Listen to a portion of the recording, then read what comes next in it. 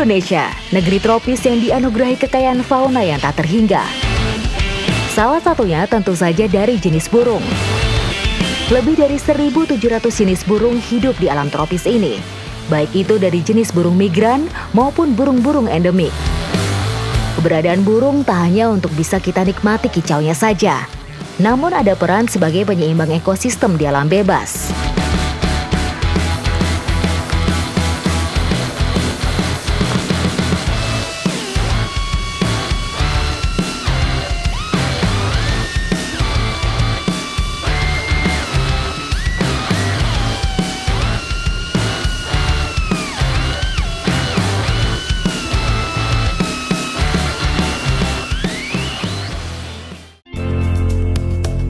Aceh Selatan memiliki ragam satwa endemik. Kali ini saya mau melihat satu di antaranya, yaitu yang mendiami pulau di Desa Gampong Ujung, Pulau Raya.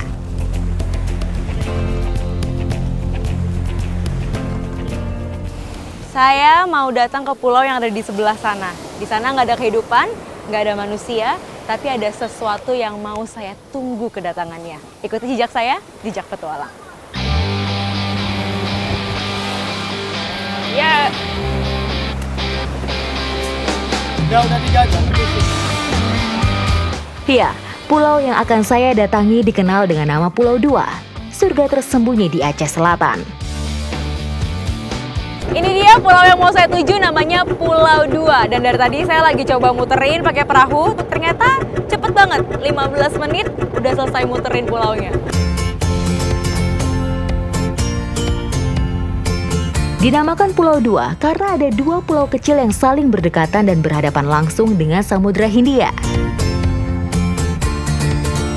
Satwa yang saya tunggu datang pada waktu tertentu, tepatnya sore menjelang malam hari. Saya pun harus menunggu sejenak sambil menikmati keindahan panorama di sini. Itu dia, saya tunggu kedatangannya, burung perling yang baru pulang ke rumah dari cari makan.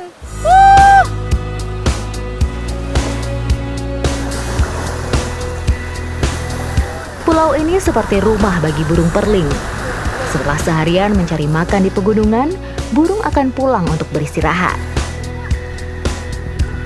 Burung perling hidup berkoloni. Tak heran saat pergi maupun pulang, mereka datang dengan jumlah yang sangat banyak.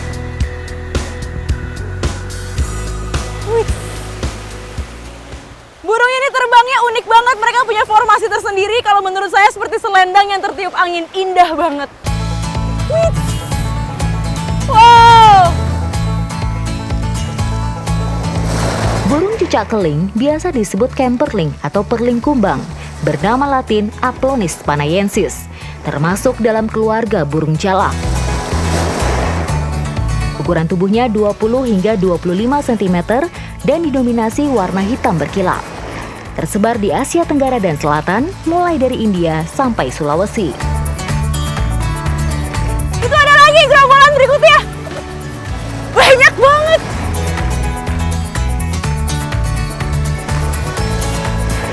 Semakin matahari turun, gerombolan burung yang masuk ke dalam Pulau Dua semakin banyak dan formasinya semakin bermacam-macam.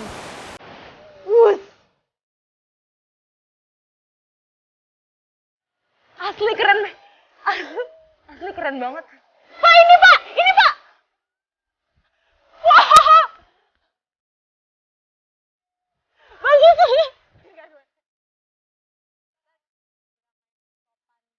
Kelihayan mereka dalam melakukan formasi di langit membuat saya antusias melihat kehadiran para pemakan biji-bijian ini.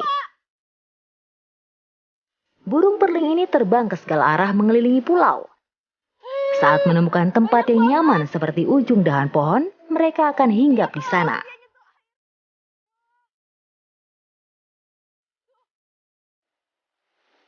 Satu, dua, tiga.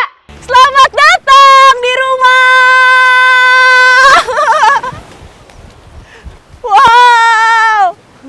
Wow, makin banyak.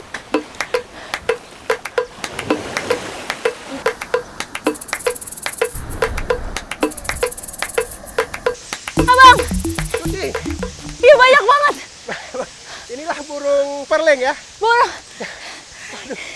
Kalau kita ke dalam, masuk ke dalam pulaunya, di sini suaranya bising banget sama suaranya burung perling. Ini ada jutaan burung perling. Mereka semuanya hinggap di pohon ketapang. Widih. Nanti makin malam makin ramai. Puncaknya jam berapa? Habis maghrib sudah. Habis maghrib habis. Iya. Kicau perling sangatlah khas. Suaranya melengking tajam dan bisa terdengar dari kejauhan. Kehadiran burung ini ada di hutan tropis, subtropis, hingga daerah bakau yang banyak tumbuh pepohonan.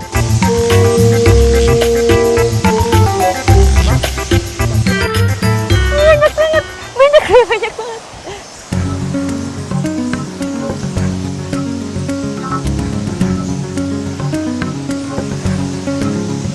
Sebagai burung omnivora, tidak hanya buah dan biji-bijian yang dimakan burung perling, serangga dan binatang kecil yang hidup di pasir dan tanah juga menjadi makanannya.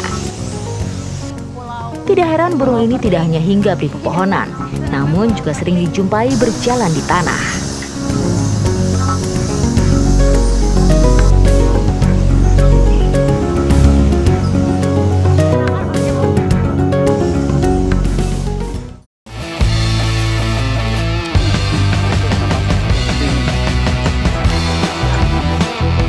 Petani dan tikus adalah dua nama yang saling bermusuhan. Begitu pula dengan para petani padi di Kota Wali, Demak.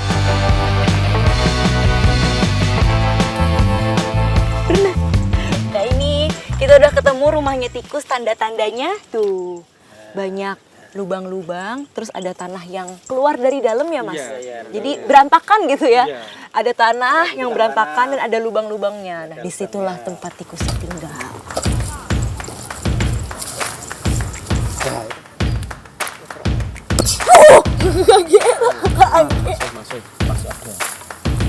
Jangan dilepas. Iya, tidak akan aku lepaskan. Dah, ini dia. Gak butuh waktu lama karena memang kita cari tepat di depan pintu rumahnya. Ini tikus pertama, tikus sawah. Hati-hati kalau megang harus di belakang lehernya karena giginya tajam.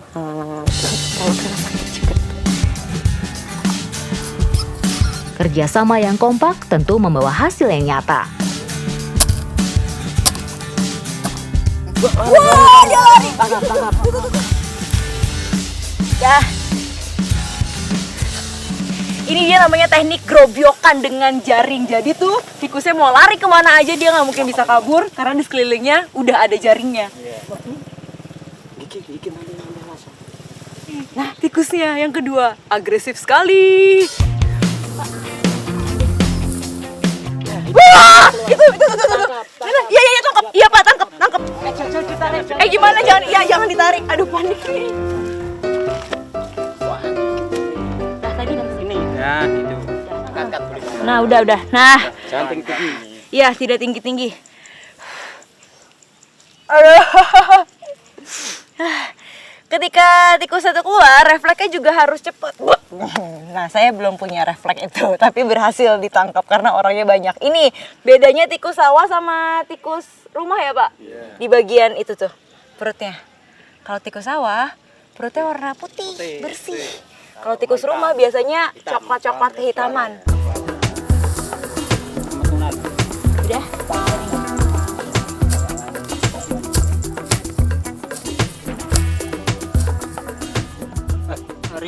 Mau lari tuh. Ada yang gerak, Mau lari tuh. ada yang gerak, mau keluar. Jadi harus gimana? Tuh. Ayo tangkap.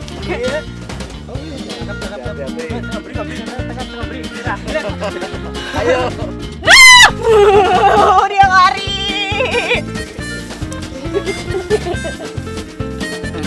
Aduh. Nangkep tikus ini sebenarnya nggak susah karena memang banyak kan ini di sawah. Tapi yang bikin jantung mau copot tuh refleks tikusnya. Nah ini, tapi sekarang udah nggak sebanyak dulu ya mas tikusnya. Karena selain grobyokan, masyarakat di sini udah mulai menggunakan predatornya, yaitu Tito alba ya. Tito alba atau burung hantu. Nah ini saya udah ikut nangkep tikus pakai cara grobyokan. Sekarang saya mau lihat predatornya, si burung hantu. Ikuti jejak saya, jejak petualang.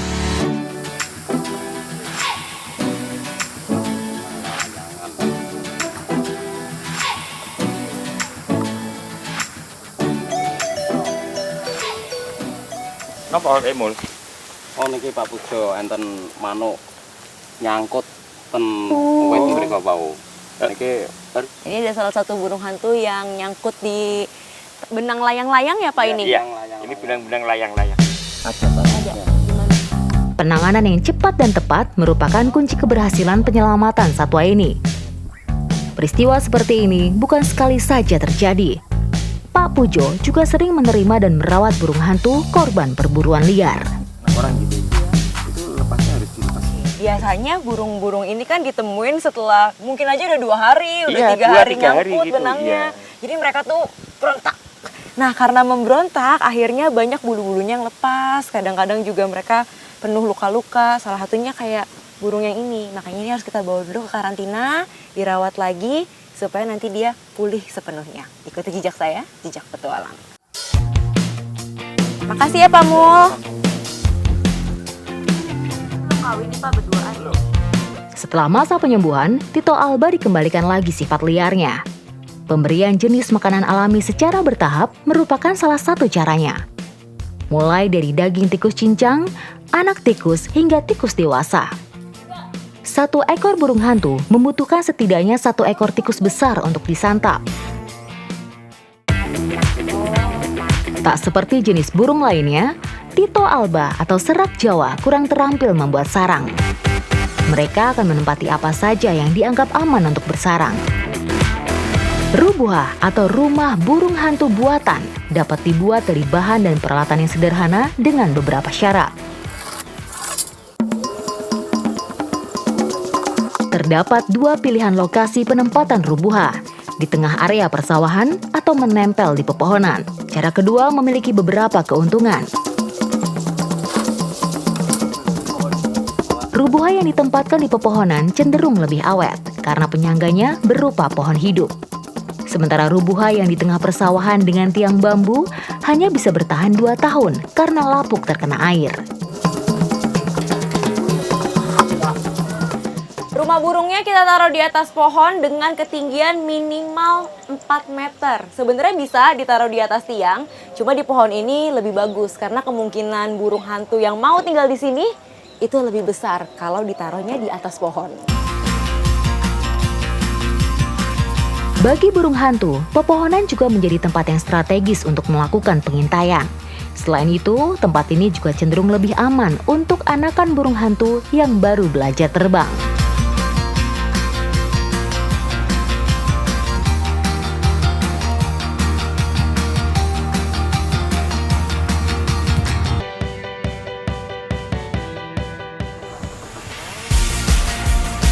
Taman Nasional Aketa Jawe Lolobata di Halmahera, Maluku Utara menjadi rumah bagi 23 spesies burung endemik. Kasturi ternate salah satunya. Menjadi primadona hutan Halmahera karena keindahan bulunya membuat satwa ini rentan akan perburuan. Usaha konservasi burung paruh bengkok ini terus dilakukan oleh pihak Taman Nasional untuk melestarikan keberadaannya. Hari ini saya lagi mau mengikuti salah satu kegiatan dari teman-teman Taman Nasional Aketa Jawe Lolobata untuk habituasi. Nah ini yang kita akan pindahkan adalah burung yang menjadi idola dan juga endemik untuk Maluku Utara, Kasturi ternate. Kasturi atau nuri hasil sitaan dan serahan warga ini akan menjalani rehabilitasi di kandang habituasi sebelum dilepas liarkan kembali. Ini kita bisa lihat langsung. Kalau untuk mindahin burung kasturi ini ke kandang habituasi itu agak sulit karena tingkah lakunya dia pun sudah lincah, sudah agak-agak liar, jadi susah untuk ditangkap seperti ini. Ini agak susah untuk ditangkapnya, dimasukin ke sana, ke kandangnya. Jadi harus hati-hati karena takutnya terluka. Ya, terbanglah bebas. Kandangnya di sana lebih luas. Ayo keluar. Kandang habituasi sengaja didesain serupa dengan habitat aslinya untuk mempermudah proses adaptasi si kasturi. Setelah tinggal di kandang habituasi selama 1 pekan, saatnya kasturi atau nuri ini menikmati alam bebas. Tali tambang akan mempermudah rilis, sehingga kasturi tidak merasa takut. Ini sudah mulai Iya, satu arah. dekat detik-detik untuk merilisnya. Dan ini jaraknya kita harus minimal ya jangan terlalu dekat dengan burung karena takutnya nanti dia akan stres, jadinya harus berjarak juga. Ini juga udah agak-agak jauh ya. Jadinya semoga aja dia tenang dan nanti pas lepas langsung terbang ke alam.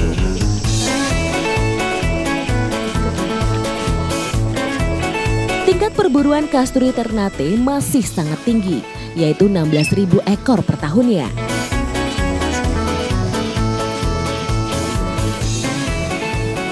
Jadi masih mencoba untuk melihat-lihat burungnya, belum mau keluar. Ini cara kedua kalau misalnya burungnya belum mau keluar, jadi kita harus mencoba untuk mendekati, menakut-nakuti dari belakang supaya dia akan keluar dari jalan pintunya tuh di depan sana. Udah ada satu yang mulai keluar, dua. Wah, sudah terbang bebas. Aslinya satu berhinggap di sana ya Om. Iya. Nah, sisa satu burung lagi yang belum terbang ke alam bebas masih bertengger di sana. Dia sepertinya masih mencari-cari lokasi untuk arah kemana dia akan terbang. Kita lihat, dia masih bingung di atas sana.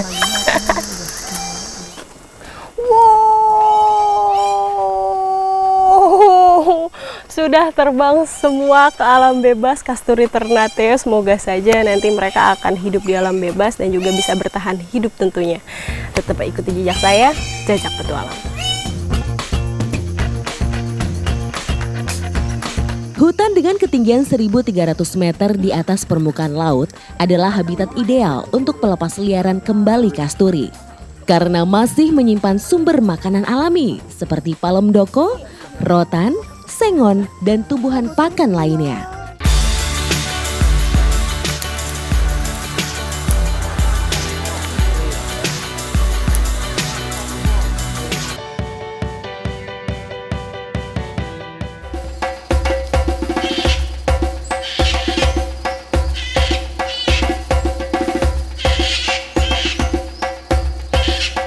Sumba, pulau di timur Indonesia dengan hamparan bukit-bukit nan indah.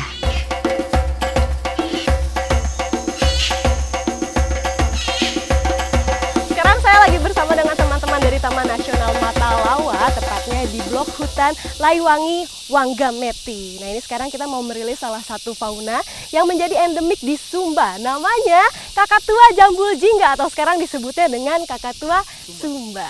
Ikuti jejak saya, Jajak Petualang. Habitat Kakatua Sumba berada dalam peralihan hutan primer dan sekunder atau disebut wilayah ekoton. Hutan primer adalah hutan yang belum tersentuh aktivitas manusia sehingga cocok untuk tempat berlindung kakatua. Sementara hutan sekunder kaya akan pakan kakatua.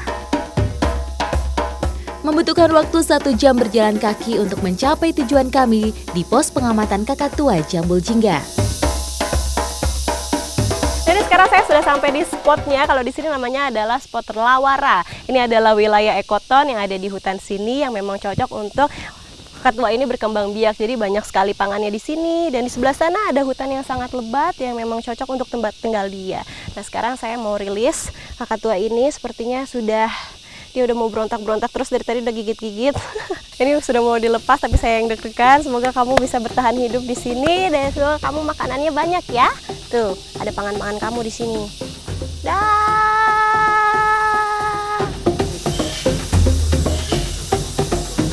Sebelum dirilis, kakatua sudah melewati tahap penyesuaian kondisi habitat, terutama kebiasaan pakannya agar mampu bertahan hidup di hutan. Tidak terbatas pada usaha merilis kakatua hasil dari tangkapan warga. Pakan favorit si Jambul Jingga di alam liar juga turut diperhatikan. Jadi di sebelah saya adalah salah satu pohon yang menjadi makanan dari kakatua, yaitu namanya pohon kadinu. Dan yang bikin saya kagum di sini adalah pohonnya sengaja ditanam sama pihak Taman Nasional, bekerja juga sama masyarakat untuk memperbanyak pakan dari kakatua di sini. Karena yang saya lihat nggak cuma satu di sini, ada di sana, ditanaminnya juga nggak cuma 1 hektar, tapi 100 hektar. Pengamatan perilaku kakatua Jambul Jingga di alam liar juga menjadi agenda rutin yang dilakukan oleh Taman Nasional Matalawa. Dalam setahun ada 4 periode, yaitu pada pergantian musim. Saat itulah kakatua Sumba sedang aktif berkembang biak.